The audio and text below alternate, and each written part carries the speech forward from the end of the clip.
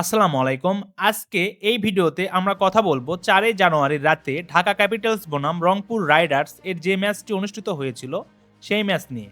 BPL এর এই ম্যাচটা ছিল যতটা রোমাঞ্চকর আবার ঠিক ততটাই ছিল ঠান্ডা মাথার লড়াই। শেষ ওভারে ঢাকার দরকার ছিল মাত্র ১০ রান এবং তাদের হাতে উইকেট ছিল ৬টি। স্ট্রাইকে ছিলেন সাব্বির রহমান ও মিথুন, কিন্তু বল হাতে তখন একজনই ছিলেন, নাম তার মোস্তাফিজুর রহমান। শেষ ওভারে মোস্তাফিজ দিয়েছেন মাত্র ৪ রান। এর আগের মানে ১৮তম ওভারেও দিয়েছিলেন শুধু ২ রান। শেষ ওভারে ৪ রান দিয়ে রংপুর রাইডার্স জয় পায় ৫ রানে। এই ম্যাচে মোস্তাফিজ ছিলেন আলোচনার কেন্দ্রে। সাম্প্রতিক কিছু ঘটনার তার নাম ক্রিকেট বিশ্বে আলোচিত হলেও আজ মাঠে তিনি প্রমাণ করে দিয়েছেন, চাপ যতই থাকুক নিজের কাজটা তিনি জানেন খুব ভালোভাবে।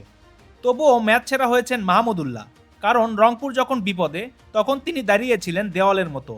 মাত্র ৩৮ বলে ৫১ রানের দায়িত্বশীল ইনিংস খেলেছেন এই অভিজ্ঞ ক্রিকেটার।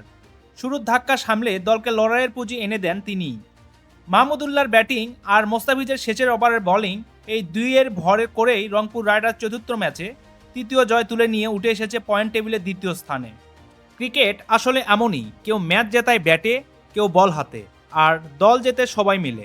আপনার মতামত কি? এই ম্যাচে আপনার চোখে কার পারফরমেন্স সবচেয়ে বেশি প্রভাব ফেলেছে? অবশ্যই ভিডিওর নিচে কমেন্ট করে জানিয়ে যাবেন। আর ভিডিওটি ভালো লাগলে একটি লাইক দিয়ে সবার সাথে শেয়ার করে আমাদের চ্যানেলটি সাবস্ক্রাইব করে দিবেন। ধন্যবাদ।